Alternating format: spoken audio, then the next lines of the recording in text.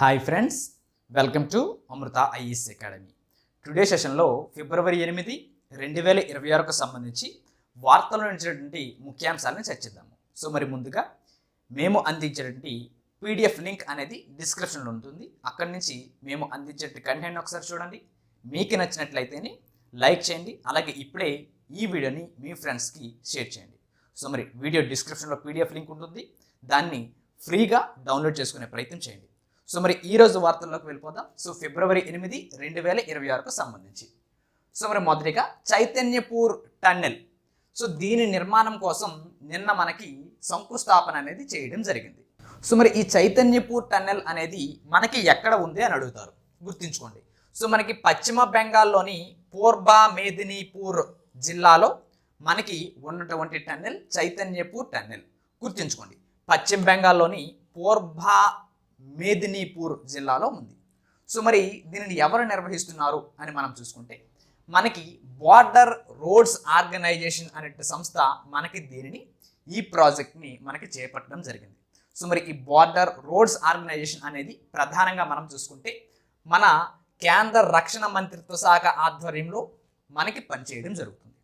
So మరి ప్రధానంగా చూసుకుంటే రక్షణ దళాల కదలికలు ఏవైతే ఉంటాయో వాటిని వేగవంతం చేయడం కోసం, అలాగే మనకి పశ్చిమ బెంగాల్లోని పారిశ్రామిక ప్రాంతం ఏదమ్మా హాల్దియా ప్రాంతం ఏదైతుందో దీనికి అడ్డంకులు లేనటువంటి ఒక కనెక్టివిటీని అందించడం అనేది ప్రధాన ఉద్దేశంతో ఈ చైతన్యపూర్ టన్నెల్కి నిన్న మనకి శంకుస్థాపన చేయడం జరిగింది. సో మరి ఈ సొరంగం కనుక మనకి పూర్తయింది అనుకోండి, భారీ యుద్ధ ట్యాంకులు కావచ్చు, లేదు అనుకుంటే సైనిక ట్రక్కులు ట్రాఫిక్ ఇబ్బందులు లేకుండా మనకి నేరుగా ఈ సరిహద్దు మార్గాలకి చేరుకునేటువంటి అవకాశం అనేది ఇక్కడ మనకి కల్పించబడుతుంది. అది చైతన్యపూర్ టన్నెల్ యొక్క ప్రత్యేకత. ఓకేనా. సో మరి బార్డర్ రోడ్స్ ఆర్గనైజేషన్ విషయానికి వస్తే ఇది మనకి మే 7, 1960లో మనకి స్థాపించబడింది. సో ఇది మన కేంద్ర రక్షణ మంత్రిత్వ శాఖ ఆధ్వర్యంలో పనిచేస్తుంది. సో మరి దీని యొక్క ప్రధాన విధి ఏంటమ్మా, సరిహద్దులు అలాగే మిత్ర దేశాలలో రహదారులు నిర్మించడం కావచ్చు, వంతెన నిర్మాణం కావచ్చు, ఇవన్నీ కూడా మనకి సరిహద్దు ప్రాంతాల్లో మాత్రమే ఈ బార్డర్ రోడ్స్ ఆర్గనైజేషన్ అనే సంస్థ మనకి పనిచేయడం జరుగుతుంది. ఓకేనా. సో ఇది గమనించాలి. ఇకపోతే మనకి గతంలో ఉన్నటువంటి మరికొన్ని టన్నెల్స్ గురించి ఒకసారి చూద్దాం. సో మరి మొదటిగా చూసుకుంటే అటల్ టన్నెల్ అమ్మ. ఏంటమ్మా అటల్ టన్నెల్. సో ఈ అటల్ టన్నెల్ అనేది దీని యొక్క ప్రత్యేకత ఏంటి, ఇది ఎక్కడ ఉందో ఒకసారి చూద్దాం. సో మనకి ఇది హిమాచల్ ప్రదేశ్లోని రోహతాంగ్ ప్రాంతంలో ఉంది. ఎక్కడమ్మా, హిమాచల్ ప్రదేశ్లో ఉంది. అలాగే ఇది రోహతాంగ్ ప్రాంతంలో మనకి ఉందమ్మా అటల్ టన్నెల్. సో దీని యొక్క ప్రత్యేకత ఏంటమ్మా అంటే ప్రపంచంలోనే అత్యంత పొడవైనటువంటి హై ఆల్టిట్యూడ్ సొరంగంగా చెప్పుకుంటాం. సో ఇది 9.02 కిలోమీటర్ల కలిగి ఉంటుందమ్మా.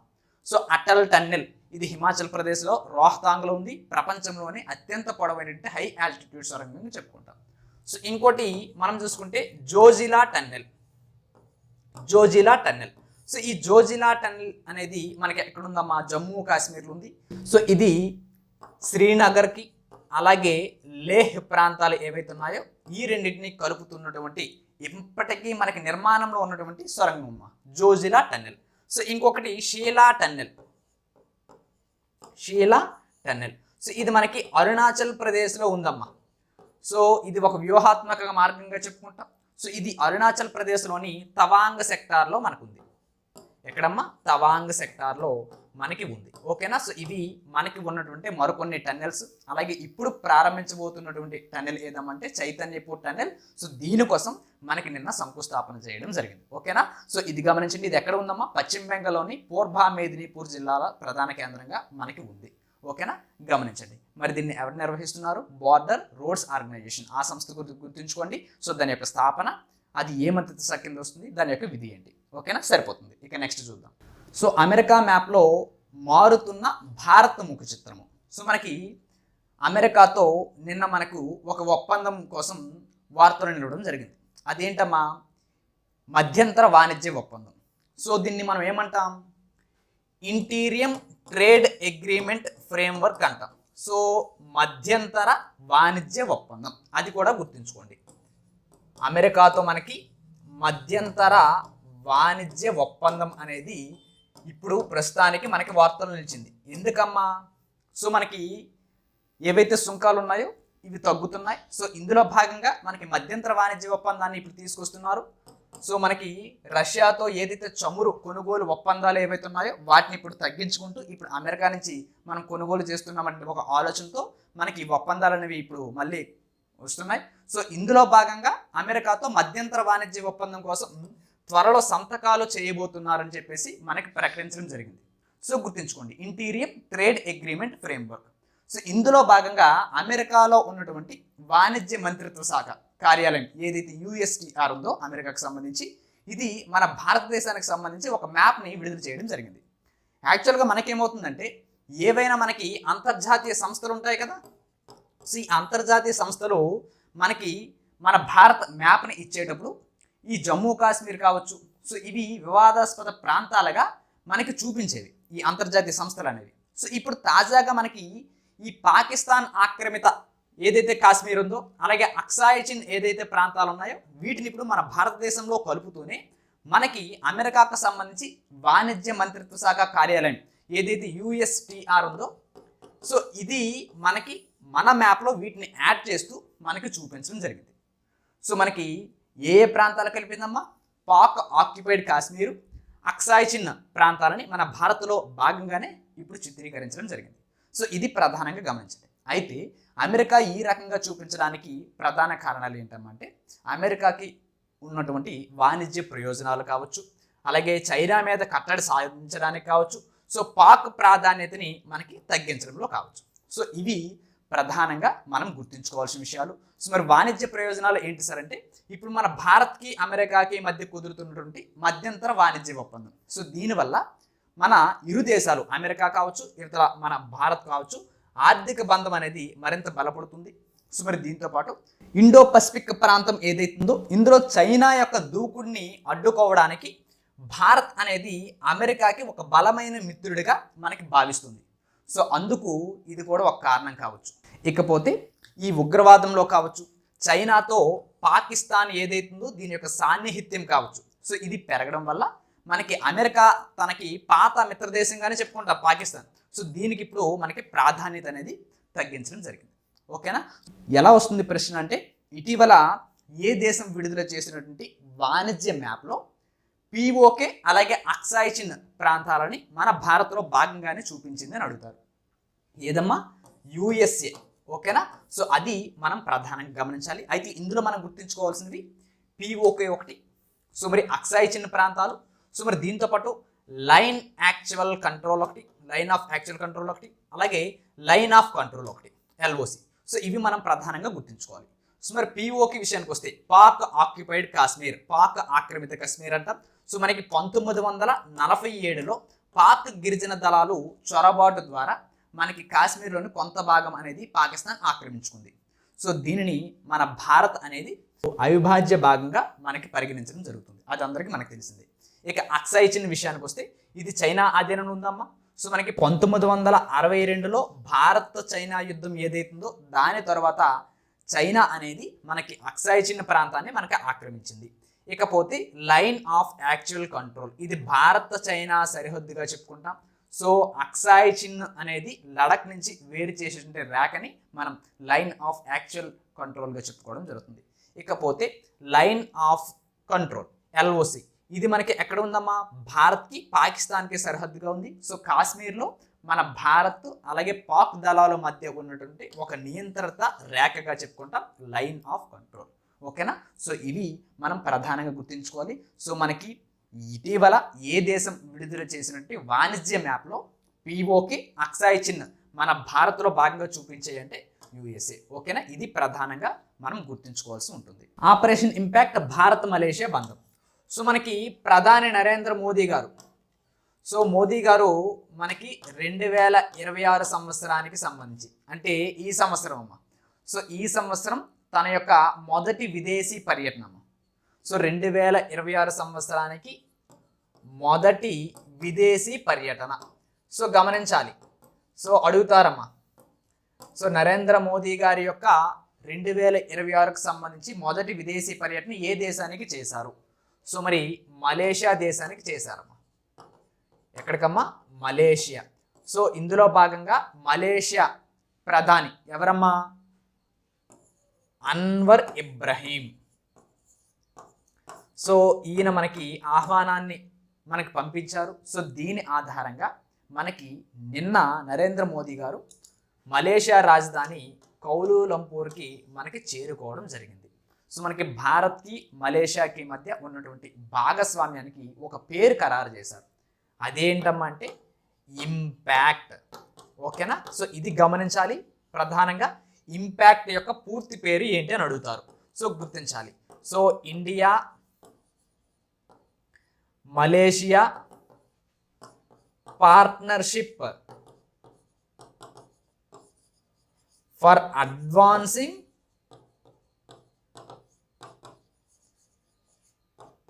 కలెక్టివ్లీ ట్రాన్స్ఫర్మేషన్ అని అంటాం. సో గమనించాలమ్మా. సో అడుగుతారు. సో ఇటీవల ఇంపాక్ట్ అనేటువంటి భాగస్వామ్య ఒప్పందం ఇండియా ఏ దేశంతో చేసుకుంది అంటే మలేషియా దేశంతో చేసుకుంది. లేదు అనుకుంటే మనకి ఇండియా అనేది మలేషియాతో చేసుకున్నటువంటి భాగస్వామ్యానికి ఏం పేరు పెట్టింది అని అడుగుతారు. సో ఇంపాక్ట్, దాని పేరు గుర్తుంచుకోండి, India Malaysia partnership for advancing collectively transformation అనేటి పేరమ్మ. ఓకేనా? ఇది ప్రధానంగా గుర్తుంచుకోండి. అయితే భారత్కి మలేషియాకి మధ్య జరిగినటువంటి ఈ భాగస్వామ్యంలో మనకి కొన్ని కీలక అంశాలు దాగున్నాయేమో. సో ఇందులో మనకి ప్రధాని నరేంద్ర మోదీ గారు ప్రధానంగా మనకి విశ్వసనీయతే కరెన్సీ అనేటువంటి అంశం మీద మనకి ప్రస్తావించారు. అంటే ప్రపంచ దేశాలు ఇప్పుడు మన భారత్ అనేది ఒక నమ్మకమైనటువంటి ఒక ఆర్థిక వ్యవస్థగా మనకి చూస్తున్నాయి. అలాగే అదే మన భారతదేశానికి అతిపెద్ద బలము అని చెప్పేసి మనకి మోదీ గారు నిన్న పేర్కొనడం జరిగింది. ఇది గమనించాలి. సో మరి దీంతో పాటు ఈ పర్యటనలో భాగంగానే సో మరి తమిళ ప్రపంచానికి భారత్ ఇచ్చినట్టే ఒక గొప్ప కానుక అని తమిళ భాష ప్రాశస్త్యాన్ని కూడా మనకి పోవటం జరిగింది. సో మరి దీంతో పాటు మనకి మలేషియాలో గమనించాలమ్మ. సో మనకి మలేషియాలో తిరువల్లవార్ పీఠాన్ని మనకి ఏర్పాటు చేయబోతున్నామని చెప్పేసి మనకి ప్రకటించడం జరిగిందమ్మ. సో ఇదొకటి గుర్తుంచుకోండి. తమిళంలో గొప్ప కవి తిరువల్లవార్ ఎవరైతే ఉన్నారో ఈయన పేరు మీద తిరువల్లవార్ పీఠం ఏదైతుందో దీన్ని మనకి మలేషియాలో కొత్తగా ఒక కాన్సులేట్ని ఏర్పాటు చేస్తామని మనకి నిన్న ప్రకటించడం జరిగింది. సో దీంతో పాటు ఓసిఐ కార్డ్స్ అంటామమ్మా. ఏంటమ్మా? OCI cards. సో ప్రవాసీయ భారతీయుల కోసం మనకి 6వ తరం వరకు గుర్తుంచుకోవాలి.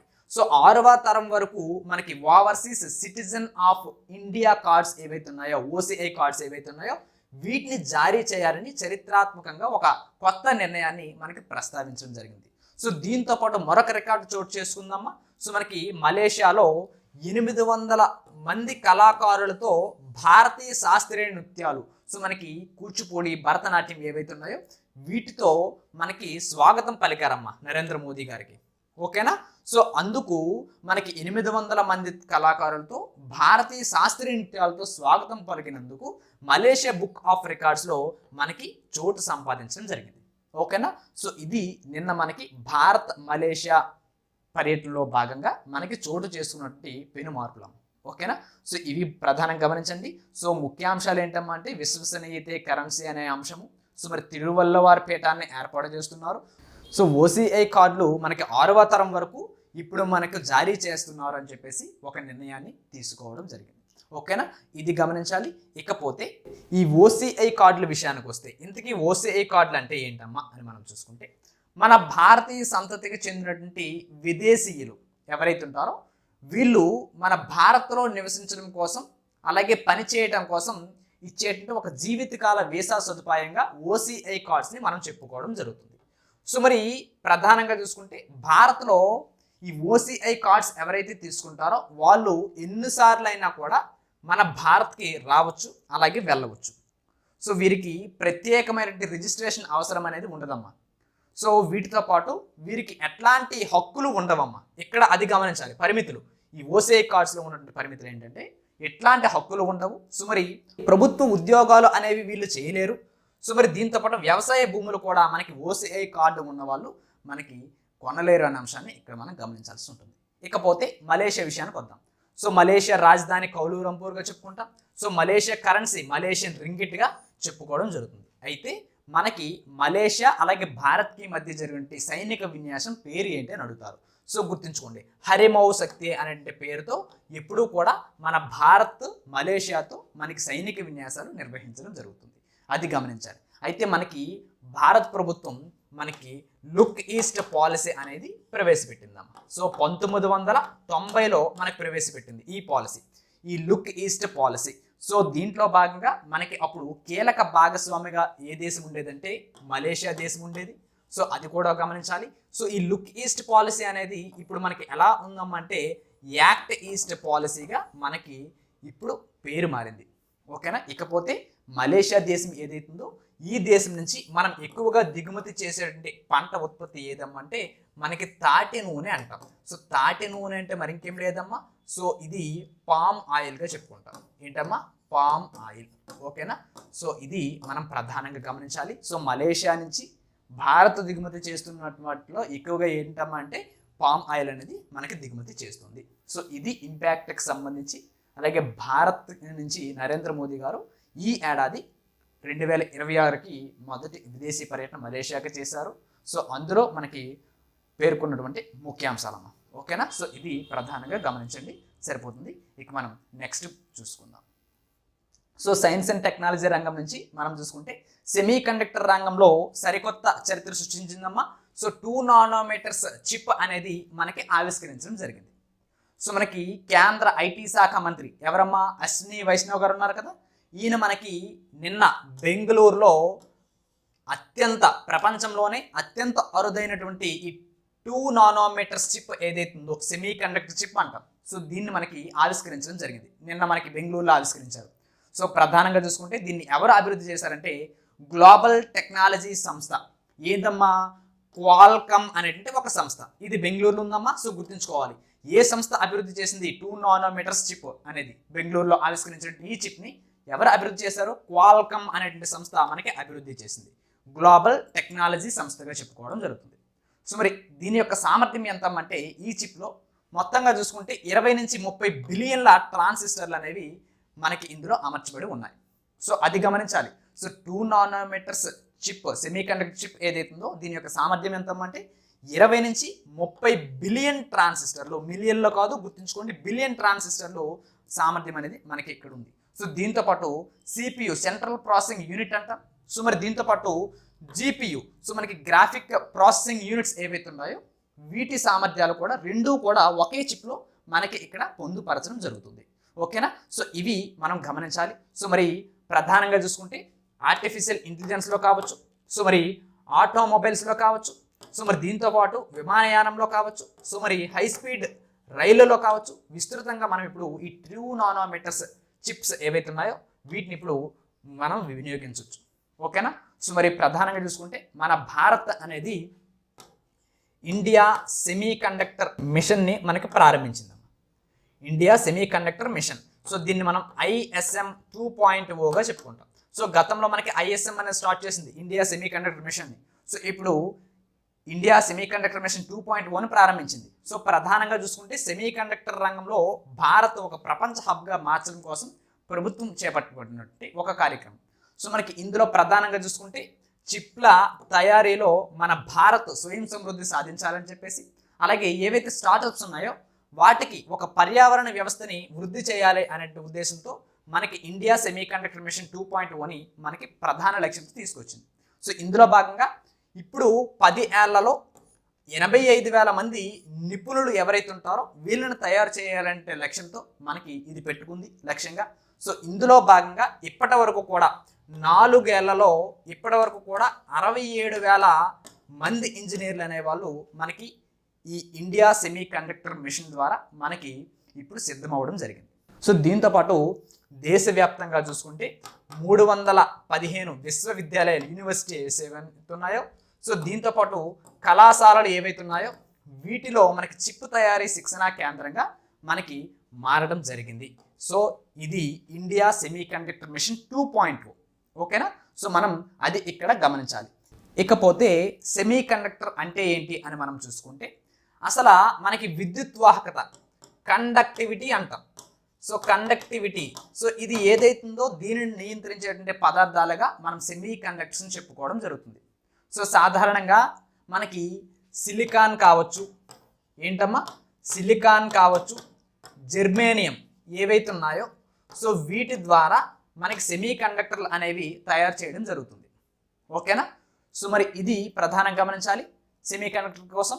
సో మరి నానోమీటర్గా చెప్పుకున్నాం 2 నానోమీటర్స్. అసలు ఇంతకీ నానోమీటర్ అంటే ఏంటమ్మా అంటే మనకి ఒక నానోమీటర్ అనేది 10⁹ మీటర్స్కి సమానం అమ్మ. సో మరి ఒక నానోమీటర్ అనేది 1 మీటర్లో బిలియన్ వంతుగా మనం చెప్పుకుంటాం. సో ఈ ఏదైతే చిప్స్ ఉన్నాయో వీటి యొక్క పరిమాణం అనేది ఎంత తగ్గించినట్లయితే అప్పుడు ఆ చిప్లో అన్ని ఎక్కువ ట్రాన్సిస్టర్లు అనేవి మనకి అమర్చడం జరుగుతుంది. సో దీని ద్వారా ఏమవుతుందమ్మా, దీని యొక్క వేగం అనేది పెరుగుతుంది, ఈ ప్రాసెసర్ యొక్క వేగం. సో మరి విద్యుత్ కూడా దీని ద్వారా మనకి వినియోగం అనేది తగ్గడం జరుగుతుంది. ఓకేనా. సో ఇది ప్రధానంగా గమనించాలి.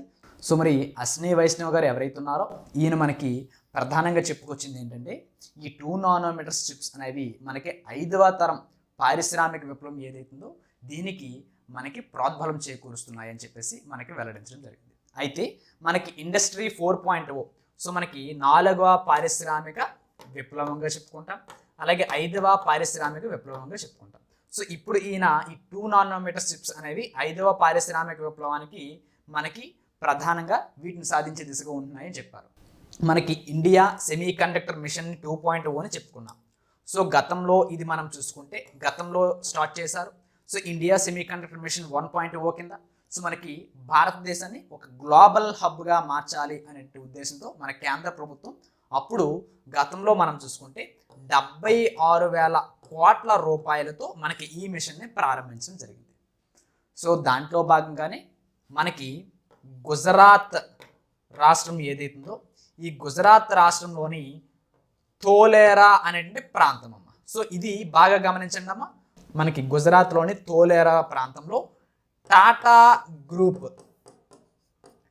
గ్రూప్ ఆధ్వర్యంలో మొదటి సెమీ కండక్టర్ ఫ్యాబ్రికేషన్ ప్లాంట్ని మనకి నిర్మిస్తుందమ్మా. ఓకేనా, ఇది గమనించాలి. ఇకపోతే బెంగళూరు అమ్మ. సో మనకి బెంగళూరు అనేది సిలికాన్ వ్యాలీ ఆఫ్ ఇండియాగా చెప్పుకోవడం జరుగుతుంది. సో మరి ఐటీలో కావచ్చు, సెమీ కండక్టర్ డిజైనింగ్లో ఈ బెంగళూరు అనేది మనకి అగ్రస్థానంలో ఉన్నందువల్ల దీన్ని సిలికాన్ వ్యాలీ ఆఫ్ ఇండియాగా మనం చెప్పుకోవడం జరుగుతుంది. సో ఇది గమనించాలి. అయితే మనకి ఇక్కడ ప్రశ్న ఎలా వచ్చే అవకాశం ఉంటుంది. సో మరి ఇటీవల బెంగళూరులో ఆవిష్కరించబడినట్టు ఒక కొత్త తరం సెమీ కండక్టర్ చిప్ పరిమాణం ఎంత అని అడుగుతారు. సో గుర్తుంచుకోండి 2 నానోమీటర్స్ చిప్. సో మరి ఇందులో ఇమిడిపోయేటువంటి ట్రాన్సిస్టర్లు ఎన్ని అని అడుగుతారు. సో 20 నుంచి 30 బిలియన్ల ట్రాన్సిస్టర్లు. ఓకేనా. సో ఇది ప్రధానంగా గమనించండి, సరిపోతుంది.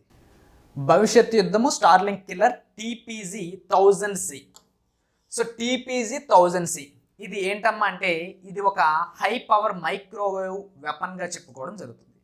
సో గమనించాలా, ఏవైతే శత్రు దేశాల ఉపగ్రహాలు ఏవైతే ఉంటాయో వాటిని నిర్వీర్యం చేసేటువంటి హై పవర్ మైక్రోవేవ్ వెపన్గా చెప్పుకోవడం జరుగుతుంది. HPM హై పవర్ మైక్రోవేవ్ వెపన్గా చెప్పుకుంటాం. సో ఇది చైనా దేశానికి సంబంధించి శాస్త్రవేత్తలు ఎవరైతే ఉన్నారో వాళ్ళు అభివృద్ధి చేయడం జరిగింది. సో ప్రధానంగా చూసుకుంటే చైనాలోని నార్త్ ఈస్ట్ ఆఫ్ న్యూక్లియర్ టెక్నాలజీస్కి చెందినటువంటి వాంగ్ గ్యాంగ్ అనేటువంటి గ్యాంగ్ మనకి తయారు చేయడం జరిగిందమ్మా. సో వీళ్ళ బృందం తయారు చేసింది. చైనాకు సంబంధించి మనకి హై పవర్ మైక్రోవేవ్ వెపన్ వచ్చింది. దాని పేరేంటమ్మా అంటే TPG-1000C. ఓకేనా, ఇది గమనించాలి. సో మరి ప్రధానంగా దీని యొక్క సామర్థ్యం చూసుకుంటే ఇది మనకి భూమి నుంచి మైక్రోవేవ్ తరంగాలు ఏవైతే ఉంటాయో వాటిని ప్రయోగించి ఉపగ్రహాలు ఏవైతే ఉంటాయో వాటిలో ఉండేటువంటి ఎలక్ట్రానిక్ వ్యవస్థలని మనకి ధ్వంసం చేయగలదు. సో అందుకే మనం దీన్ని హై పవర్ మైక్రోవేవ్ వెపన్గా చెప్పుకోవడం జరుగుతుంది. సో దీని యొక్క శక్తి చూసుకుంటే 1 నిమిషం పాటు నిరంతరాయంగా 20 గిగావాట్లు, సో 20 గిగావాట్ల వరకు మనకి శక్తిని విడుదల చేయగలదు.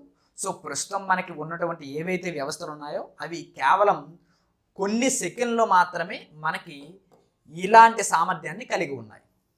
ఓకేనా. సో ఇట్లాంటిది ఫస్ట్ టైం మనకి హై పవర్ మైక్రోవేవ్ వెపన్ అనేది మనకి 1 నిమిషం పాటు 20 గిగావాట్ల వరకు పంపించగలిగేది. ఇది చైనా ఇప్పుడు మనకి తయారు చేయడం జరిగింది. సో ఇది ప్రధానంగా చూసుకుంటే మనకి 4 మీటర్ల పొడవు ఉంటుందమ్మా. సో దీంతో పాటు 5 టన్నుల బరువు అనేది ఉంటుంది. సో ఇది ట్రక్కుల్లో కావచ్చు, సో నౌకల్లో కావచ్చు, అంతరిక్షం నుంచి కూడా దీన్ని ప్రయోగించే అవకాశాన్ని మనకి చైనా రూపొందించడం జరిగింది. ఓకేనా. సో మరి ఈ మైక్రోవేవ్ ఆయుధం అనేది మనకి ఎలా పనిచేస్తుంది అని మనం తెలుసుకుంటే దీన్ని మనం ఏం చెప్పాం, డైరెక్ట్ ఎనర్జీ వెపన్గా చెప్పుకోవడం జరుగుతుంది. సో DAW డైరెక్టెడ్ ఎనర్జీ వెపన్గా చెప్పుకోవడం జరుగుతుంది. సో దీని ద్వారా ఏం చేస్తారమ్మంటే శక్తివంతమైనటువంటి విద్యుదయస్కాంత తరంగాలు ఏవైతే ఉన్నాయో ఎలక్ట్రోమాగ్నెటిక్ వేవ్స్ని ఒకే దిశలో మనకి ప్రయోగించడం జరుగుతుంది. సో ఈ తరంగాలు మనకి ఉపగ్రహాన్ని చేరుతాయి. సో ఈ ఉపగ్రహంలోనికి అవి చొచ్చుకుపోయి అందులో ఉన్నటువంటి సెన్సార్లు కావచ్చు, కమ్యూనికేషన్ పరికరాలు కావచ్చు, అలాగే సర్క్యూట్లు బోర్డులు ఏవైతే ఉంటాయో వీటిని కరిగించి వేయడం జరుగుతుంది. లేదు అనుకుంటే షార్ట్ సర్క్యూట్స్ కూడా మనకి జరిగేటువంటి అవకాశం అనేది ఉంది. ఓకేనా.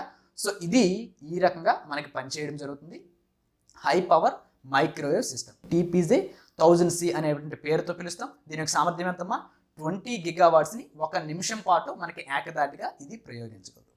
ఓకేనా.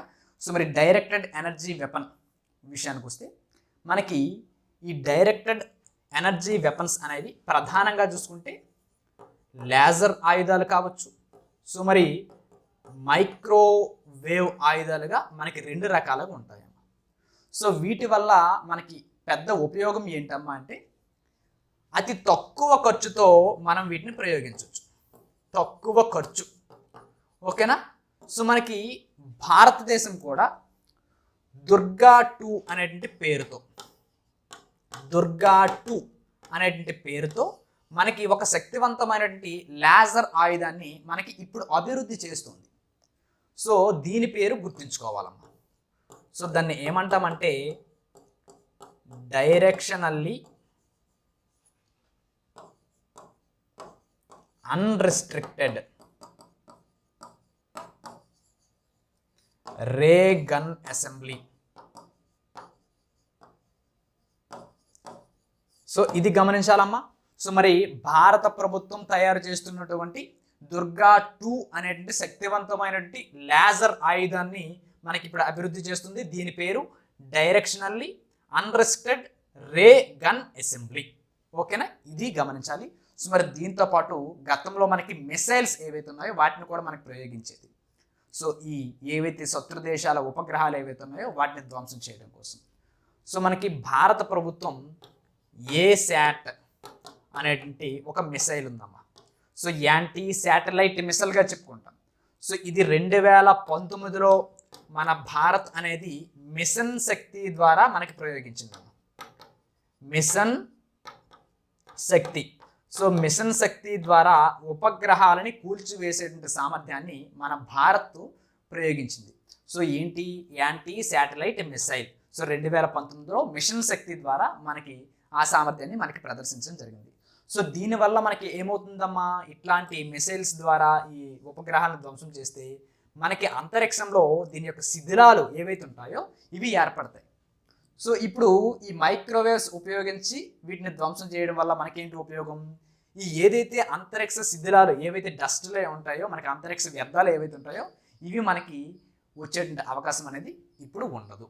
ఓకేనా. సో ప్రధానంగా గుర్తించండి, ఇక్కడ మనకి ప్రశ్న ఏ విధంగా వస్తుంది.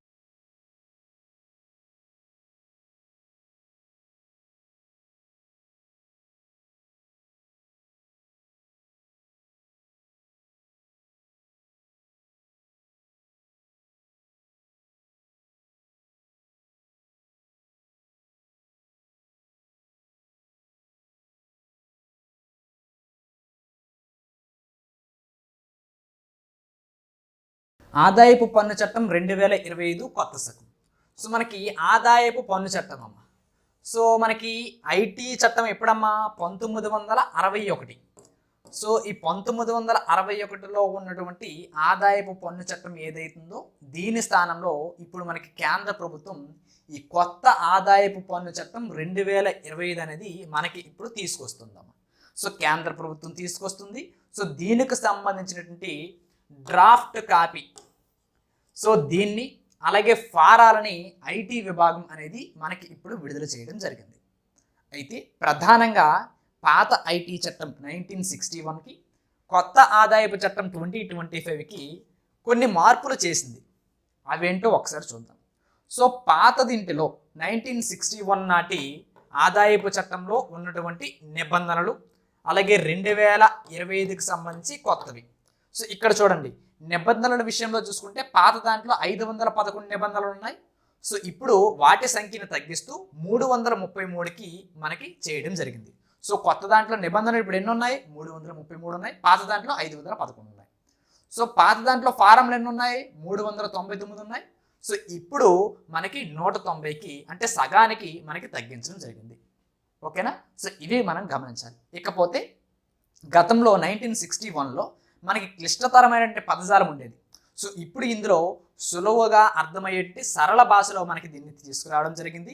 అయితే ఈ కొత్త చట్టం మనకి ఎప్పటి నుంచి అమల్లోకి వస్తుంది అని అడుగుతారు, గుర్తుంచుకోవాలి. సో ఏప్రిల్ 1, 2026 నుంచి మనకి ఈ కొత్త చట్టం ఏదైతే మనకి ఆదాయపు పన్ను చట్టం 2025 ఉందో ఇది మనకి అమల్లోకి రావడం జరుగుతుంది. ఓకేనా? సో ఇవి ప్రధానంగా గమనించాలి. ఇందులో మనకి నిబంధనలు అలాగే ఫారాలు ఏవైతే ఉన్నాయో వీటి సంఖ్యని ప్రధానంగా గుర్తుంచుకోవాలి. ఓకేనా?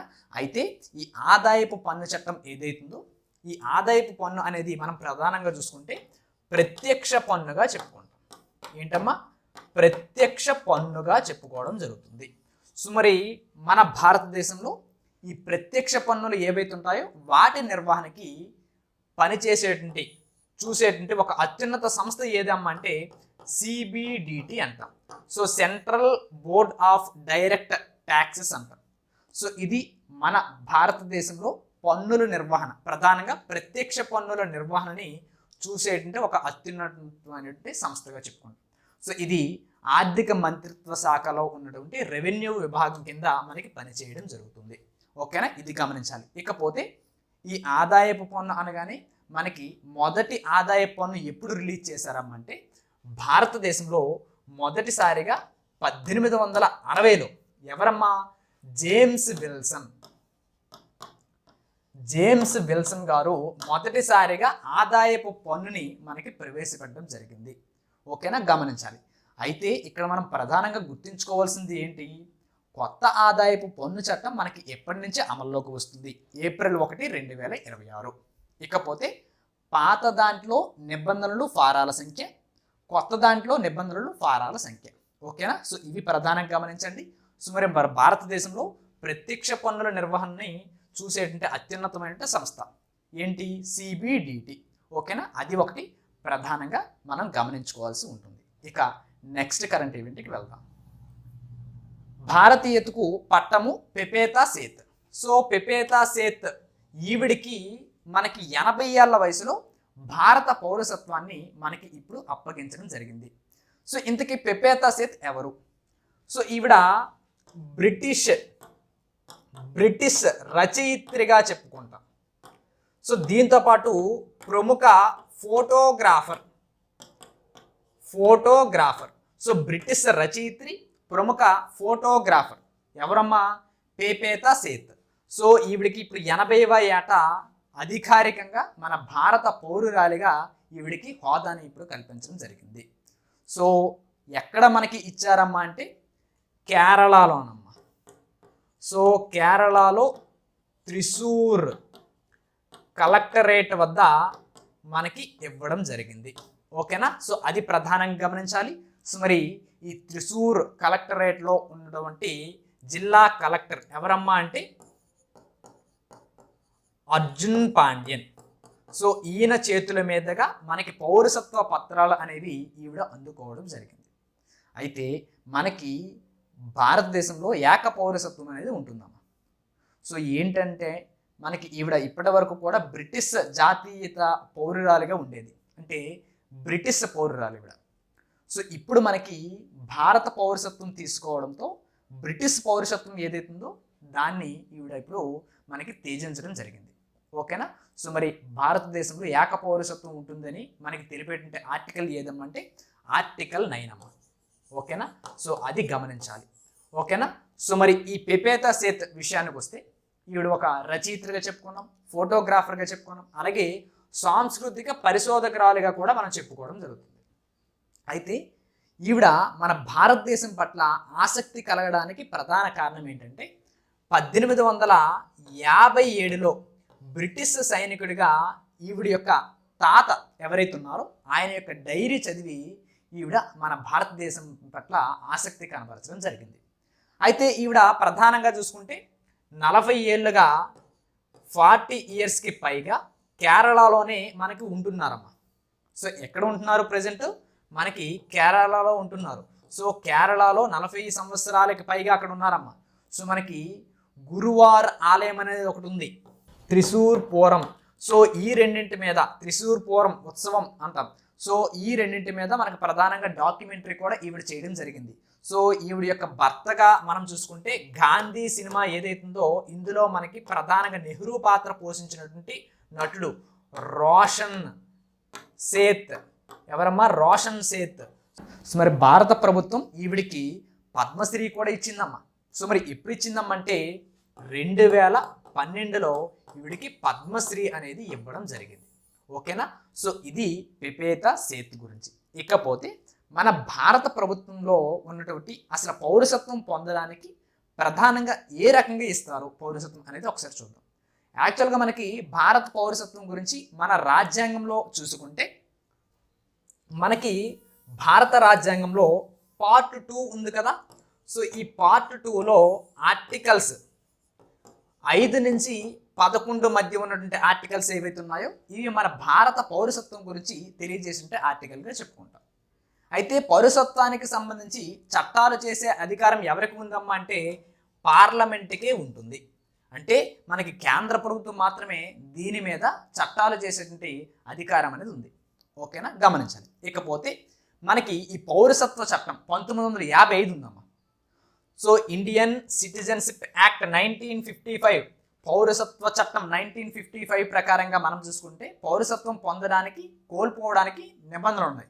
అందులో ఈ పౌరసత్వం పొందడానికి ఉన్నటువంటి మార్గాలు కనుక మనం చూసుకుంటే, ఒకటి జన్మతః పౌరసత్వాన్ని పొందొచ్చు, ఇకపోతే వారసత్వం ద్వారా పొందొచ్చు, సో మరి నమోదు రిజిస్ట్రేషన్ ద్వారా మనకి పొందొచ్చు, అలాగే సహజ సిద్ధంగా సో నేచురలైజేషన్ ద్వారా పొందొచ్చు, సో మరి భూభాగాల విలీనం ద్వారా కూడా మనకి పొందడం జరుగుతుంది. ఓకేనా? సో ఇవి పౌరసత్వం పొందేటువంటి అంశాలు, విధానాలు. అయితే ఇప్పుడు మనకి పిపేతా సేత్ గారు పౌరసత్వం పొందారు. ఈవిడ ఏ రకంగా మనకి పౌరసత్వాన్ని పొందడం జరిగింది అని అడుగుతారు. గుర్తించాలి. సో సహజ సిద్ధంగా ఈవిడికి పౌరసత్వం అనేది లభించింది. అసలు ఇంతకీ సహజ సిద్ధంగా పౌరసత్వం రావడానికి ఉండవలసినటువంటి అర్హతలు ఏంటి అని అడుగుతారు. సో అది మనం ఇక్కడ ఫోకస్ చేయాలి. సో మరి ఏంటమ్మా, భారత్లో యాక్చువల్గా మనకి బ్రిటిష్ తరహాలోని ఏక పౌరసత్వం అనేది మనకి ఇక్కడ ఉంటుందమ్మా. యాక్చువల్గా ఏక పౌరసత్వం అంటే ఏంటి? ఒకవేళ మన భారత్లో ఎవరైనా విదేశీయులు పౌరసత్వం తీసుకోవాలని అనుకున్నారు అనుకోండి, సో వాళ్ళు ఏదైతే తమ యొక్క దేశం ఉందో దాని యొక్క పౌరసత్వాన్ని వాళ్ళు త్యజించాల్సి వస్తుంది. సో దీనికోసం మన రాజ్యాంగంలో ఒక ఆర్టికల్ ఉంది, అదే ఆర్టికల్ 9. ఇందాక కూడా మనం చెప్పుకున్నాం. సో ఏక పౌరసత్వం గురించి తెలియజేసేటువంటి ఆర్టికల్ 9. ఓకేనా? అది గమనించండి. అయితే ఒక విదేశీయుడు మన ఇండియాలో భారత పౌరసత్వం తీసుకోవడానికి ఈ సహజ సిద్ధంగా తీసుకోవడం కోసం మనకి భారత్లో ఎన్ని సంవత్సరాలు కనీసం నివసించి ఉండాలి అని అడుగుతారు.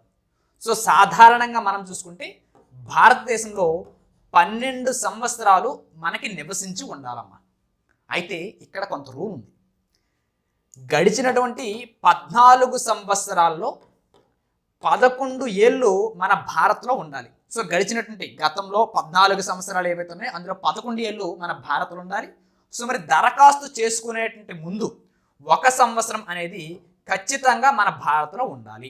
సో సాధారణంగా చూసుకుంటే 12 సంవత్సరాలు, కానీ ఉన్నటువంటి రూల్ ఏంటి? గడిచినటువంటి 14 సంవత్సరాల్లో 11 సంవత్సరాలు మన భారత్లో ఉండాలి. సో దీంతోపాటు దరఖాస్తు చేసుకునేటువంటి ముందు 1 సంవత్సరం మన భారత్లో నివసించి ఉండాలి. సో అప్పుడు మనకి సహజ సిద్ధంగా నేచురలైజేషన్ ద్వారా మనకి భారత పౌరసత్వం అనేది లభించడం జరుగుతుంది. ఓకేనా? సో ఇది ప్రధానంగా గమనించండి. మన భారత పౌరసత్వం ఏ రకాల మార్గాల ద్వారా వస్తుంది. సో ఇప్పుడు పిపేతా సేత్ గారికి మనకి ఇచ్చారు. సో ఎక్కడి నుంచి ఇచ్చారు? కేరళ నుంచి ఇవ్వడం జరిగింది. ఓకేనా. సో ఇది మనకి ప్రధానంగా గమనించాల్సి ఉంటుంది. ఇకపోతే నెక్స్ట్ చూద్దామమ్మా. సో మరి ఒగ్గు కథ సామ్రాజ్ఞి మల్లూరి అస్తమయం. సో ఒగ్గు కథ అమ్మ, సో అరుదైనటువంటి ఒక కళారూపం ఒగ్గు కథ. సో ఇందులో మహిళలకి ప్రాధాన్యత కల్పించినటువంటి ఒక వ్యక్తి, అలాగే పురుషులతో సమానంగా ప్రదర్శన ఇచ్చినటువంటి తొలి మహిళా ఒగ్గు కళాకారిణిగా చెప్పుకుంటాం. ఎవరమ్మా? జన్మ మల్లారి. ఈవిడ నిన్న మనకి అనారోగ్య కారణంగా 80 సంవత్సరాల వయసులో ఈవిడ మనకి మరణించడం జరిగింది. సో మరి ఈవిడ ఏ ప్రాంతానికి సంబంధించినటువంటి వ్యక్తి అని మనకి స్టేట్ లెవెల్ ఎగ్జామ్స్లో అడుగుతారు. సో గుర్తుంచుకోవాలి. సో రంగారెడ్డి జిల్లాకి సంబంధించి, రంగారెడ్డి జిల్లా యాచారం మండలం, రంగారెడ్డి జిల్లా యాచారం మండలం మేడిపల్లి గ్రామానికి సంబంధించిన వ్యక్తి. ఎక్కడమ్మా? మేడిపల్లి, రంగారెడ్డి యాచారం మండలం మేడిపల్లి గ్రామానికి సంబంధించిన వ్యక్తి. సో అనారోగ్యంతో మరణించారమ్మా. సో ఈవిడికి అసలు ఈ కళారూపం ఎలా వచ్చిందమ్మా అంటే, ఈవిడికి 16 సంవత్సరాల వయసులో తన యొక్క తండ్రి మల్లార్ ఎవరైతే ఉన్నారో ఆయన ద్వారా వారసత్వంగా మనకి ఒగ్గు కథా రూపం అనేది మనకి ఈవిడికి రావడం జరిగింది. ఇకపోతే ఈవిడ చేసినటువంటి సేవలు 7 దశాబ్దాలకు పైగా చేశారమ్మా. సో మరి తెలంగాణ రాష్ట్ర ప్రభుత్వం 2020లో విశిష్ట మహిళా పురస్కారాన్ని మనకి ఇవ్వడం జరిగింది. అయితే ఇక్కడ మనం గుర్తుంచుకోవాల్సింది ఒగ్గు కథకు సంబంధించి మనకి మరికొన్ని ముఖ్యమైన అంశాలు. So exam point of view, so Oggu Katha అనేది ప్రధానంగా ఏ తెగ వాళ్ళు చేస్తారో అని అడుగుతారు. గుర్తుంచుకుంటామా. సో కురుమ, అలాగే యాదవ అంటే గొల్లవారు ఎవరైతే ఉంటారో, అలాగే కురుమ వర్గాలు ఎవరైతే ఉంటారో వీళ్ళు చేసేటువంటి ఒక సాంప్రదాయ కళగా మనం ఒగ్గు కథని చెప్పుకోవడం జరుగుతుంది. సో మరి ఈ ఒగ్గు కథలో ప్రధానంగా చూసుకుంటే మల్లన్నగా చెప్పుకుంటాం. సో మల్లికార్జున స్వామి, అలాగే బీరప్ప, సో వీళ్ళిద్దరి యొక్క కథలని ఎక్కువగా మనకి ఒగ్గు కథల్లో చెప్పుకోవడం జరుగుతుంది. ఇకపోతే ఈ ఒగ్గు కథలో ప్రధానంగా మనం చూసుకుంటే ఒగ్గు అనే పిలువబడేటువంటి చిన్న డమరకం ఉంటుందమ్మా. సో ఈ వాయిద్యాన్ని ఎక్కువగా ఉపయోగిస్తారు. సో దీంతో పాటు డోలును ఉపయోగిస్తారు. సో దీంతో పాటు తాళాలు ఏవైతే ఉంటాయో వీటిని ఉపయోగిస్తారు, అలాగే గొలుసులు. సో ఇవి మనకి వాయిద్య పరికరాలుగా ఈ ఒగ్గు కథలో చెప్పుకోవడం జరుగుతుంది. అయితే ఈ ఒగ్గు కథ ఏదైతుందో ఇది అంతర్జాతీయంగా గుర్తింపు తెచ్చినట్టు ఒక వ్యక్తి ఉన్నాడమ్మా. ఆయనే ఎవరమ్మా అంటే చుక్కా సత్తయ్య అంట.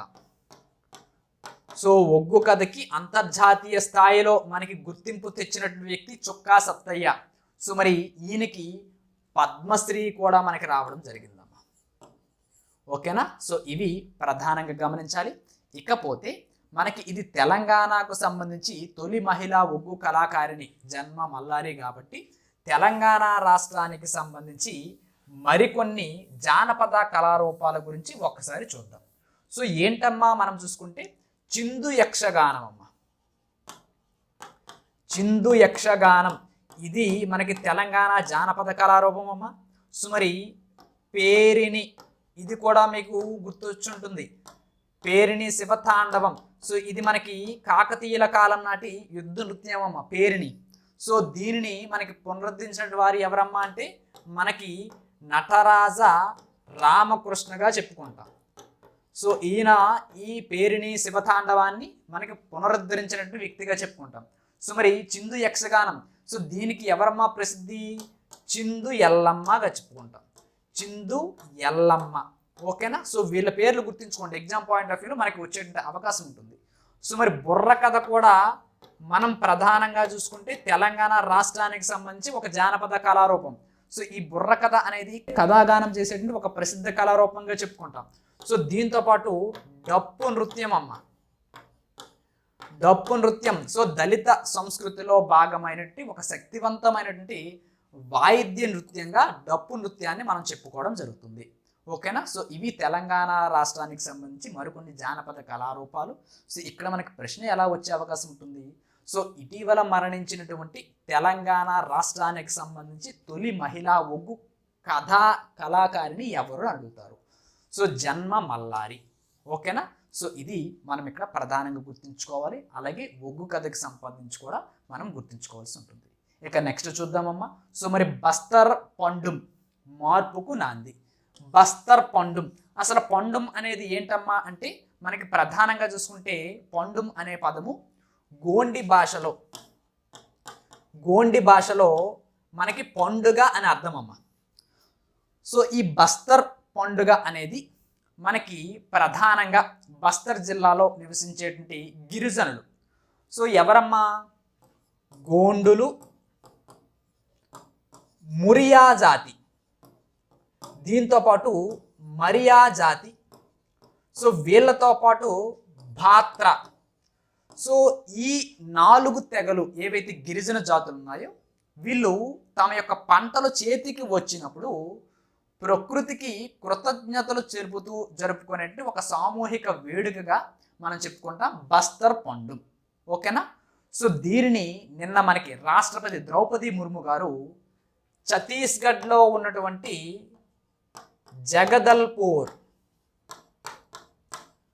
ఛత్తీస్గఢ్లోని జగదల్పూర్లో 3 రోజుల పాటు ఇది నిర్వహిస్తారమ్మా.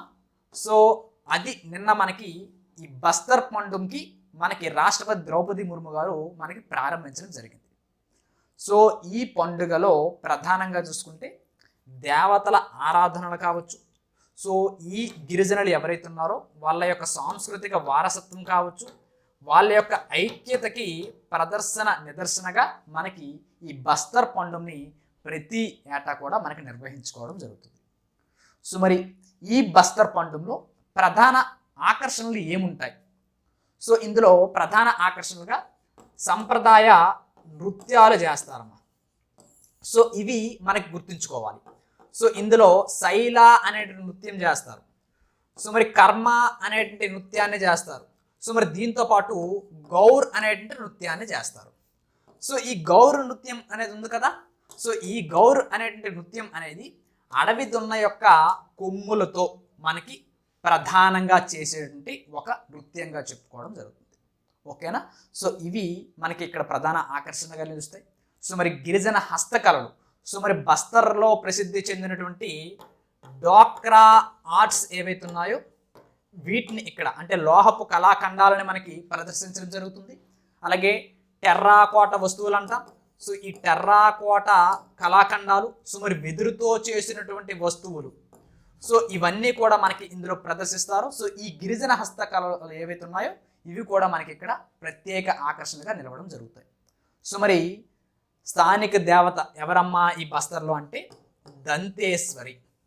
సో ఈ దంతేశ్వరి మాతకి ప్రత్యేక పూజలు నిర్వహించడం కూడా ఇక్కడ మనకి ప్రధానంగా ప్రత్యేక ఆకర్షణగా మనకి ఈ బస్తర్ పండుగలో ప్రధానంగా మనకి నిలవడం జరుగుతాయి. అయితే మనకి ఎగ్జామ్ పాయింట్ ఆఫ్ వ్యూలో ఈ జగదల్పూర్ గురించి ఒకసారి చూద్దాం. సో జగదల్పూర్ అనేది ప్రధానంగా చూసుకుంటే బస్తర్ జిల్లా యొక్క ప్రధాన కేంద్రంగా మనం చెప్పుకోవడం జరుగుతుంది. అయితే ఈ బస్తర్ జిల్లాలో మనం ప్రధానంగా చూసుకుంటే చిత్రకూట్ జలపాతం అనేది ఉంటుంది. చిత్రకూట్ జలపాతం. సో అదే ఇదమ్మా, ఈ చిత్రకూట్ జలపాతం అనేది మన భారతదేశపు నయాగారాగా మనం పిలవడం జరుగుతుంది. సో భారతదేశపు నయాగారా దేన్ని అంటాం? సో బస్తర్ జలపాతాన్ని చిత్రకూట్ జలపాతం అంటాం. సో ప్రపంచంలోనే అత్యంత సుదీర్ఘంగా జరిగేటువంటి దసరా అమ్మ. సో అది ఏంటమ్మా? 75 రోజుల పాటు జరుగుతుందమ్మా దసరా. దాన్ని బస్తర్ దసరాగా చెప్పుకుంటాం. సో అది కూడా మనకి ఇక్కడే మనకి నిర్వహించడం జరుగుతుంది బస్తర్ జిల్లాలో. ఓకేనా? సో ఇవి మనం ప్రధానంగా గమనించాలి. ఇకపోతే రాష్ట్రపతి ద్రౌపది ముర్ము గారు సో మనకి 15వ రాష్ట్రపతిగా, మొదటి గిరిజన మహిళా రాష్ట్రపతిగా, మన భారతదేశ రాష్ట్రపతిగా మనకి ప్రమాణ స్వీకారం చేయడం జరిగింది. సో అది మనకందరికీ తెలిసిందే. ఓకేనా? గుర్తుంచుకోవాలి. బస్తర్ దసరా ఎన్ని రోజులు జరుగుతుంది? 75 రోజుల పాటు జరుగుతుంది. ఇది ప్రపంచ రికార్డు ఉంది. సో ఇకపోతే చిత్రకూట్ జలపాతం ఇది మనకి ఈ బస్తర్ జిల్లాలో ఉంది. ఇకపోతే మనకి ఈ బస్తర్ పండుగని ఎవరు ప్రారంభించారమ్మంటే మనకి రాష్ట్రపతి ద్రౌపది ముర్ము గారే మనకి ప్రారంభించడం జరిగింది. ఓకేనా? గుర్తుంచుకోవాలి. సో డిజిటల్ తెలంగాణ ఆర్థిక ప్రణాళికలు. సో తెలంగాణ రాష్ట్రం సో తెలంగాణ విజన్ 2047లో భాగంగా కొత్త కార్యక్రమాలు చేపడుతుంది. సో ఇందులో భాగంగా ఇప్పుడు తెలంగాణ ప్రభుత్వం 9,000 కోట్ల రూపాయలని ఆర్బీఐ వేలం ద్వారా రుణ సమీకరణ అనేది మనకి చేయబోతుంది. సో మరి ఎప్పుడు చేయబోతుందమ్మా అంటే ఫిబ్రవరి 10 తారీఖు. సో ఫిబ్రవరి 10వ తారీఖు మనకి వేలం వేయబోతుందమ్మా. సో ఏదైతే ప్రస్తుత ఆర్థిక సంవత్సరం చివరి త్రైమాసికంలో ప్రభుత్వం అనుకున్నటువంటి ఏదైతే రుణ సహాయం ఉందో దానికంటే మనకి ఎక్కువ మొత్తాన్ని ఇప్పుడు సేకరించడం జరుగుతుంది.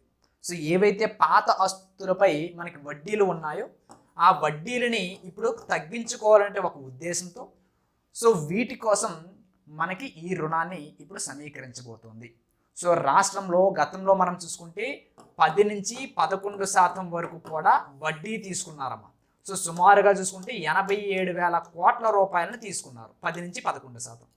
సో ఇప్పుడు వీటి యొక్క వడ్డీని తక్కువ వడ్డీకి 7 నుంచి 8% వడ్డీకి మార్చుకోవడం కోసం, లోన్ స్వాపింగ్ కోసం మనకి ఇప్పుడు ప్రయత్నించడం జరుగుతుంది. సో అందులో భాగంగానే ఇప్పుడు మనకి వేలం ద్వారా 9,000 కోట్ల రూపాయల రుణ సమీకరణ అనేది మనకి చేయడం జరుగుతుంది. ఓకేనా, ఇది గమనించాలి. ఇకపోతే మన రాజ్యాంగంలో 293 సబ్ క్లాస్ 3 అనేటువంటి ఒక ఆర్టికల్ ఉంది. ఏంటమ్మా ఇది తెలియజేస్తుందంటే, ఒక రాష్ట్రము కేంద్ర ప్రభుత్వం నుంచి పొందినటువంటి అప్పులు ఏవైతే ఉన్నాయో అవి ఇంకా బాకీ ఉన్నట్లయితే కొత్తగా అప్పు తీసుకోవడం కోసం కేంద్ర ప్రభుత్వం యొక్క ముందస్తు అనుమతి అనేది తప్పనిసరిగా తీసుకోవాలి అని చెప్పేటువంటి ఆర్టికల్ ఏదమ్మంటే ఆర్టికల్ 293 సబ్ క్లాస్ 3. ఓకేనా, గమనించాలి. అంటే అప్పు తీసుకోవడంలో కేంద్ర అనుమతి నిబంధన అనేది తప్పనిసరి. ఓకేనా, ఆ పాయింట్ ప్రధానంగా గుర్తుంచుకోండి.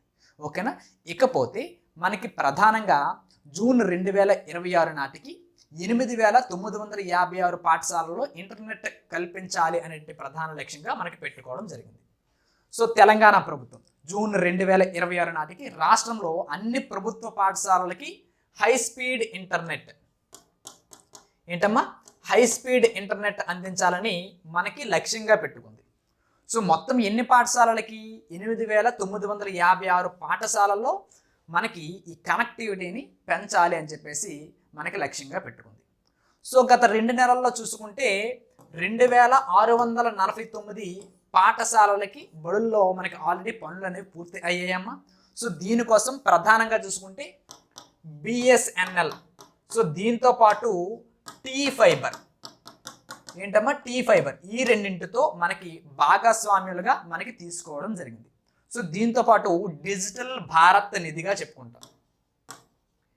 డిజిటల్ భారత్ నిధి, సో దీని ద్వారా మనకి మెజారిటీ పాఠశాలలకి సుమారుగా చూసుకుంటే 6,028 పాఠశాలలకి ఉచితంగా మనకి ఇంటర్నెట్ సదుపాయాలు అనేవి మనకి లభించడం జరుగుతుంది డిజిటల్ భారత్ నిధి ద్వారా. ఓకేనా, గమనించాలి.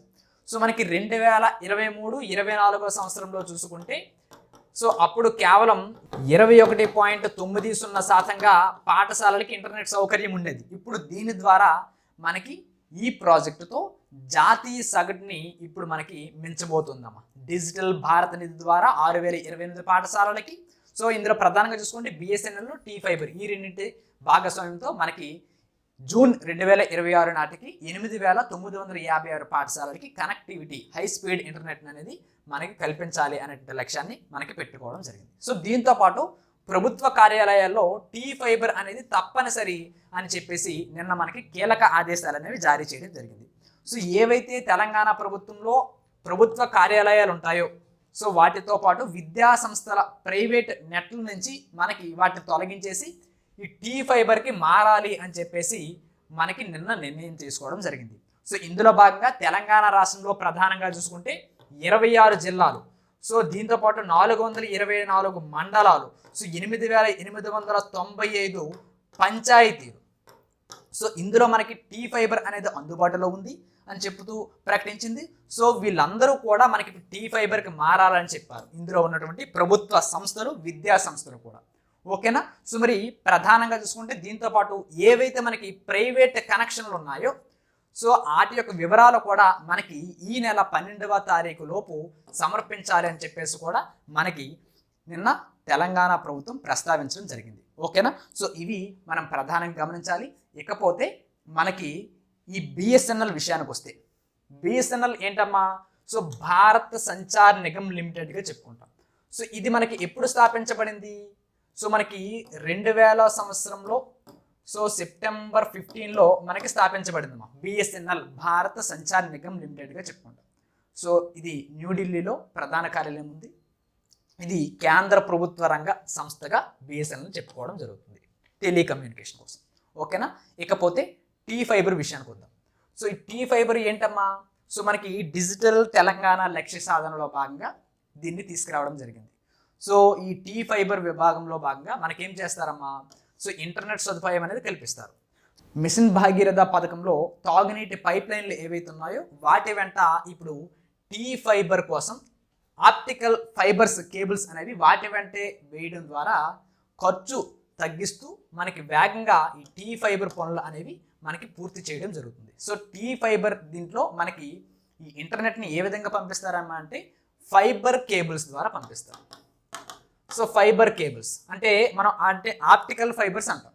సో ఈ ఆప్టికల్ ఫైబర్స్ అనేవి ప్రధానంగా మనం చూసుకుంటే ఏ టెక్నాలజీ ద్వారా పనిచేస్తాయమ్మా? సో ఆప్టికల్ ఫైబర్స్ అనేవి ఏ సూత్రం మీద మనకు పనిచేస్తాయమ్మా అంటే సంపూర్ణాంతర పరావర్తనం.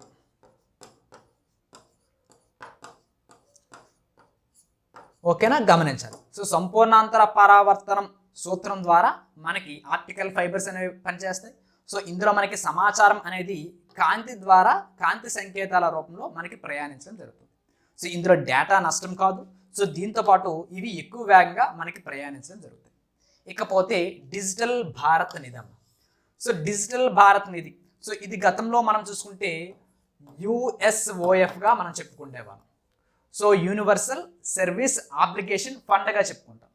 సో ఇది మనకి టెలికాం చట్టం 2003 ఏదైతుందో దీని ద్వారా డిజిటల్ భారతిగా మనకి పేరు మార్చడం జరిగింది. సో గ్రామీణ ప్రాంతాల్లో డిజిటల్ విభజనను తగ్గించడం కోసం నిధులు అనేది ఈ డిజిటల్ భారత్ అనేది నిధి అనేది మనకి కేటాయించడం జరిగింది. ఓకేనా. సో ఇవి ప్రధానంగా గమనించండి. సో తెలంగాణలో మనకి చోటు చేసుకున్నటువంటి కొన్ని కార్యక్రమాలు. సో రుణ సమీకరణ కోసం 9,000 కోట్లు ఆర్బీఐ వేలం ద్వారా వేస్తున్నారు. సో దీంతోపాటు జూన్ 2026 నాటికి 8,956 పాఠశాలలో ఇంటర్నెట్ సదుపాయాన్ని కల్పిస్తున్నారు. సో దీంతోపాటు ప్రభుత్వ కార్యాలయాలు టీ ఫైబర్ అనేది తప్పనిసరి చేయడం జరిగింది. ఓకేనా. సో ఇవి ప్రధానంగా గమనించండి. ఇక నెక్స్ట్ చూద్దాం. సో మరి ఆంధ్రప్రదేశ్ నుంచి ఆంధ్రప్రదేశ్ జవానుకి శానా మెడల్ అనేది వచ్చిందమ్మా. ఎవరికమ్మా అంటే డర్రె పుల్లయ్య. సో యాక్చువల్గా ఈ శానా మెడల్ అనేది ప్రధానంగా చూసుకుంటే గ్యాలంటరీ అవార్డ్స్గా చెప్పుకోవడం జరుగుతుంది. ఏంటమ్మా? గ్యాలంటరీ. సో గ్యాలంటరీ అవార్డ్స్ దేనికి సంబంధించినవి? ఇవి సైనికులకు ఇచ్చేటువంటి ఒక పురస్కారాలు. సో భారతదేశంలో ఈ సైనికులకి ఇచ్చేటువంటి వీరత్వ పురస్కారాలు ప్రధానంగా 2 ఉంటాయి. సో అవేంటమ్మా? ఒకటి యుద్ధ సమయంలో ఇచ్చేవి, ఇంకొకటి శాంతి సమయంలో ఇచ్చేవి. గుర్తుంచుకోండి, యుద్ధ సమయంలో ఇచ్చేవి పరమవీర చక్ర. ఇది యుద్ధ సమయంలో ఇచ్చేటువంటి అత్యున్నత పురస్కారం, సైనికులకు ఇచ్చేటువంటి వీరత్వ పురస్కారాల్లో. ఇకపోతే ఈ యుద్ధ సమయంలో ఇచ్చేది రెండోది మహావీర చక్ర, రెండో అత్యున్నత పురస్కారం. ఇక మూడో అత్యున్నత పురస్కారం వీర చక్ర. ఇవి యుద్ధ సమయంలో ఇచ్చేవి పరమవీర చక్ర, మహావీర చక్ర, వీర చక్ర. ఇక శాంతి సమయంలో ఇచ్చేవి 3. అవేంటమ్మా? అశోక చక్ర, శాంతి సమయంలో ఇచ్చేటువంటి అత్యున్నత పురస్కారం. ఇక రెండోది ఏంటి? కీర్తి చక్ర, ఇది రెండో అత్యున్నత పురస్కారం. ఇక 3 శౌర్య చక్ర, ఇది శాంతి సమయంలో ఇచ్చేటువంటి అత్యున్నత 3వ పురస్కారంగా చెప్పుకుంటాం. సో వీటితో పాటు మరొకటి సేనా మెడల్గా చెప్పుకుంటాం. సో ఈ సేనా మెడల్, సో ఇది కూడా ఒక గ్యాలంటరీ అవార్డుగా చెప్పుకుంటాం. సో సైన్యంలో ఎవరైతే అసాధారణమైనటువంటి విధి నిర్వహణ చేస్తారో, సో మనకి సాహసం ప్రదర్శించినటువంటి వారికి మాత్రమే ఈ సేనా మెడల్ని మనకి ఇవ్వడం జరుగుతుంది. సో ఇప్పుడు ఆంధ్రప్రదేశ్ రాష్ట్రానికి సంబంధించి ఒక జవాన్, ఆయన ఎవరంటే డర్రె పుల్లయ్య. ఈయనకి ఇప్పుడు సేనా మెడల్ అనేది రావడం జరిగింది. సో ఈయన ఏ ప్రాంతవాసి అని అడుగుతారు. సో ఆంధ్రప్రదేశ్ రాష్ట్రానికి సంబంధించి ప్రకాశం జిల్లాకి సంబంధించిన వ్యక్తి. సో ఇందులో మార్కాపురం ఇప్పుడు ప్రస్తుతానికి జిల్లా. సో దీనికి సంబంధించిన వ్యక్తిగా చెప్పుకుంటాం. సో ఎర్రబాలెం గ్రామానికి సంబంధించిన వ్యక్తి. ఓకేనా, అది గుర్తుంచుకోండి. సో మరి అహ్మదాబాద్లో జరిగినటువంటి కార్యక్రమం ఏదైతుందో అందులో ఈయనకి ఈ గ్యాలంటరీ అవార్డు సేనా మెడల్ని మనకి ఇవ్వడం జరిగింది. సో ఎవరు ఇంతకీ ప్రదానం చేశారంటే సదరన్ కమాండ్ అధిపతి లెఫ్టినెంట్ జనరల్ ధీరజ్ సేద్ గారు మనకి ఇవ్వడం జరిగింది. ఎవరమ్మా? ధీరజ్ సేద్, ఈయన మనకి ఇచ్చారమ్మా. సో ప్రధానంగా చూసుకుంటే 2024 మార్చి 17 అమ్మా. 2024 మార్చి 17వ తారీఖున మంచులోయలో సుమారుగా 200 అడుగుల లోతులో పడిపోయినట్టు ఒక 2 జవాన్లని రక్షించినందుకు. ఇది ఎక్కడమ్మా? జమ్మూ కాశ్మీర్లో గ్లేసియర్ ప్రాంతం ఏదైతుందో అందులో విధులు నిర్వహిస్తుండగా ఈ మంచు లోయలో ఒక ఇద్దరు పడిపోయారమ్మా, దాదాపు 200 అడుగుల లోతులో. సో ఇక్కడ ఉన్నటువంటి ఈ ఇద్దరు జవాన్లని ఈయన రక్షించాడు. సో ఈ నేపథ్యంలో మనకి ఈయనకి ఈ సేనా మెడల్ అనేది రావడం జరిగింది. ఓకేనా, గమనించాలి. సో 2016లో ఈయన మనకి ఆర్మీలో చేరాడు. సో కమాండో ఇన్స్ట్రక్టర్ సెక్షన్లో మనకి నిపుణుడిగా ఈయన్ని చెప్పుకోవడం జరుగుతుంది. సో ప్రధానంగా ఇక్కడ మనకి క్వశ్చన్ ఎలాగ వస్తుందంటే, ఇటీవల సేనా మెడల్ అందుకున్నటువంటి ఆంధ్రప్రదేశ్ జవాన్ ఎవరు అని అడుగుతారు. ఓకేనా, డర్రె పుల్లయ్య. ఓకేనా, అది గమనించండి. ఇక మనం నెక్స్ట్ చూద్దామమ్మా. ఆసియా షూటింగ్ ఛాంపియన్షిప్స్లో పథకాల పంట. So Asia shooting championships so 2026కు సంబంధించి ఇవి మనకి న్యూఢిల్లీలో జరుగుతున్నాయమ్మా. Doctor Karni Singh shooting range ఈ ప్రాంతంలో జరుగుతున్నాయి. నిన్న కూడా మనం చెప్పుకున్నాం. సో ఈ ఆసియా పిస్టల్ రైఫిల్ ఛాంపియన్షిప్స్ 2026 అనేవి మనకి న్యూఢిల్లీలో జరుగుతున్నాయి.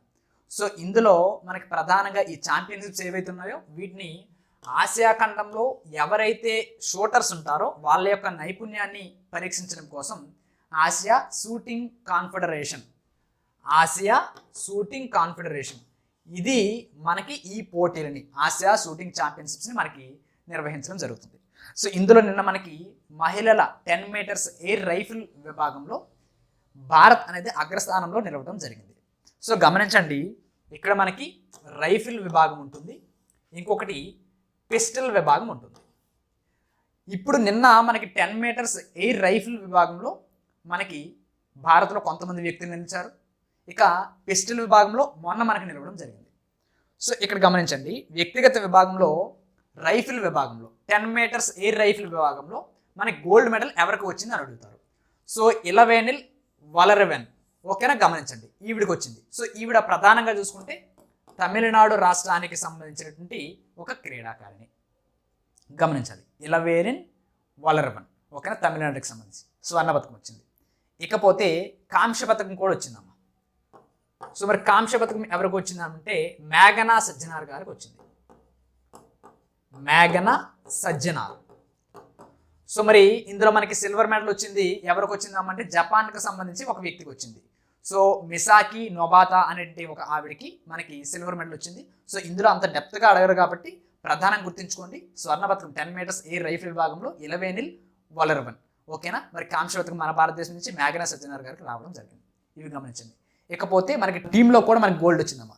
సో ఇలవేనిల్, ఆర్యా బోర్సే, మేఘనా. సో వీళ్ళ టీంకి మనకి గోల్డ్ మెడల్ అనేది రావడం జరిగింది. నిన్న మనకి పురుషుల్లో కొంతమంది 10 మీటర్స్ ఎయిర్ రైఫిల్ విభాగంలో మనకు కొంతమంది నిలవచ్చారు. ఎవరమ్మా అంటే రుద్రాంక్ష పాటిల్. ఎవరమ్మా? రుద్రాంక్ష పాటిల్ 10 మీటర్స్ పురుషుల ఎయిర్ రైఫిల్ విభాగంలో మనకి స్వర్ణ పథకం సాధించారు. ఇకపోతే అర్జున్ బబూతా. సో వీళ్ళు కూడా 10 మీటర్స్ పురుషుల 10 మీటర్స్ ఎయిర్ రైఫిల్ విభాగంలో మనకి రజత పథకం ఇక్కడ రావడం జరిగింది. ఓకేనా, సో అది గమనించాలి. సిల్వరు గోల్డ్ వచ్చాయమ్మ మనకి. సో పురుషుల విభాగంలో రుద్రాంక్ష పాటిల్ పురుషుడు, అలాగే అర్జున్ బబూతా పురుషుడు. సో పురుషుల విభాగంలో 10 మీటర్స్ ఎయిర్ పిస్టల్ విభాగంలో ఒకటి గోల్డ్, ఇంకోటి రజతం వచ్చింది. సో ఇప్పుడు మనకి ఈ రైఫిల్ విభాగంలో ఇలవేనిల్ వలరవెన్ ఈవిడికి మనకి గోల్డ్ మెడల్ వచ్చింది. సో మరి ఇకపోతే మేఘనా సజ్జనార్ గారికి కాంస్య పథకం రావడం జరిగింది. ఓకేనా, బ్రాంజ్. ఇవి గుర్తుంచుకోండి. ఇకపోతే మనకి ఈ పిస్టల్ విభాగం కొద్దాం. ఈ పిస్టల్ విభాగంలో ముఖేష్ నేలవల్లి గారికి పురుషుడు నిన్న వచ్చిందమ్మా. ముఖేష్ నేలవల్లి గారికి వచ్చింది. సో 10 మీటర్స్ పురుషుల ఎయిర్ పిస్టల్ విభాగంలో మనకి స్వర్ణ పథకం రావడం జరిగింది. ఓకేనా, గోల్డ్ వచ్చింది. ఇకపోతే ఇంకొకరు ముఖేష్ నేలవల్లి గారు, అలాగే వంశిక చౌదరి వాళ్ళ టీంకి 10 meters air pistol junior mixed team విభాగంలో మనకి వీళ్ళకి స్వర్ణ పథకం కూడా రావడం జరిగింది. ఓకేనా, అలాగే గిరీష్ గుప్తా, శిక్షాశరం. So youth mixed team pistol విభాగంలో స్వర్ణ పథకం వచ్చింది. సో మరి ఈసా సింగ్ గారికి మహిళల 10 మీటర్స్ ఎయిర్ పిస్టల్ విభాగంలో మనం చూసుకుంటే స్వర్ణ పథకం అనేది రాచింది. ఓకేనా, సో ఇవి ప్రధానంగా మనం గమనించాలి. సో మరి ఈ షూటింగ్ ఛాంపియన్షిప్స్ అనగానే మనకి అంతర్జాతీయ స్థాయిలో ఇంటర్నేషనల్ షూటింగ్ ఫెడరేషన్ అనేటువంటి సంస్థ ఉంది. ఇంటర్నేషనల్ షూటింగ్ స్పోర్ట్స్ ఫెడరేషన్, ISSFగా చెప్పుకుంటాం. సో షూటింగ్ క్రీడను నియంత్రించేటువంటి ఒక అంతర్జాతీయ సంస్థ. సో దీని యొక్క ప్రధాన కార్యాలయం ఎక్కడ ఉందమ్మా అంటే మనకి జర్మనీలో ఉందమ్మా. సో జర్మనీలోని మ్యూనిచ్లో ఉంది. ఓకేనా. సో ఇది ప్రధానంగా గమనించండి. సో ఇవాళతో కరెంట్ అఫైర్స్ మనకు పూర్తయిపోయాయమ్మా. సో ఒకసారి గుర్తుంచుకోండి, సహజ సిద్ధ పౌరసత్వ కాలం అనేది ఎన్ని ఏళ్ళు ఉంటుందంటే 12 ఏళ్ళు ఉంటుంది. సో మరి చైనా మైక్రోవేవ్ ఆయుధం పేరు ఏదమ్మా అంటే TPG-1000C. ఓకేనా, గుర్తుంచుకోండి. సో కొత్త ఆదాయపు పన్ను చట్టం ఎప్పటి నుంచి అమల్లోకి వస్తుందమ్మా అంటే ఏప్రిల్ 1, 2026. సో మరి ఒగ్గు కథలో ప్రధాన వాయిద్యం ఏంటమ్మా అంటే ఒగ్గు. ఇది ఒక చిన్న డమరుకాన్ని పోలి ఉంటుంది. మరి భారతీయ నయాగారా అని పిలువబడే చిత్రకూట జలపాతం. ఓకేనా. సో ఇవి మనకి ప్రధానంగా గుర్తుంచుకోండి. సో ఓవరాల్గా చూసుకుంటే ఇవాల్టి కరెంట్ అఫైర్స్ ఇవ్వమ్మా. సో మరి మేము అందించే కరెంట్ అఫైర్స్ మీకు నచ్చినట్లయితే లైక్ చేయండి, షేర్ చేయండి, సబ్స్క్రైబ్ చేయండి. అలాగే మీ యొక్క అభిప్రాయాన్ని కామెంట్ బాక్స్లో కామెంట్ చేసే ప్రయత్నం చేయండి. రేపటి కరెంట్ అఫైర్స్తో మళ్ళీ ముందుకు వస్తాను. Thank you.